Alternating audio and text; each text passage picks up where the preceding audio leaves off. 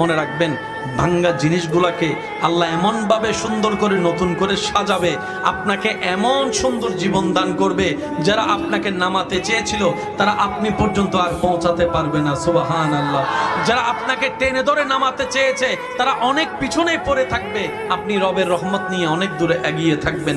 মনে রাখবেন, শুধু একটু সয়ে যাবেন, একটু ধৈর্য ধরে থাকবেন, একটু সহ্য করে চুপ করে থাকবেন। যত সইবেন তত পাইবেন, যত সইবেন তত পাইবেন।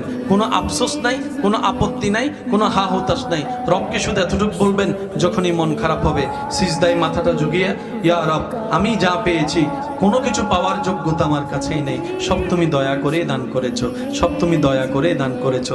একটা জিনিস পাওয়ার যোগ্যতা আমার নাই, এই চোখ পাওয়ার মতো যোগ্যতা আমার কাছে নেই, এই কান শোনার মতো কান আমার কাছে নেই। আল্লাহ, কোনো কিছুরই পাওয়ার যোগ্যতা নাই, তুমি দয়া করে দেখার জন্য দুইটা চোখ দিয়েছো, তোমার দরবারে শুকরিয়া।